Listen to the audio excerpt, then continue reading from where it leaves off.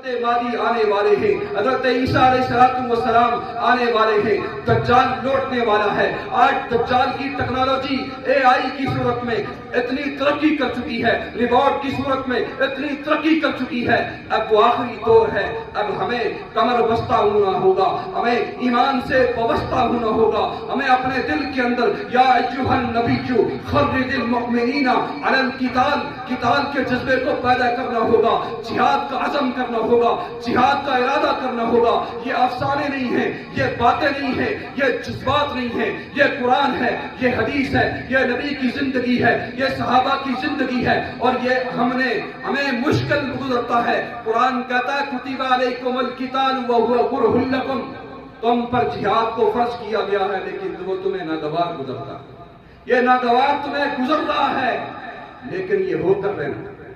ایسا نہ ہو کافر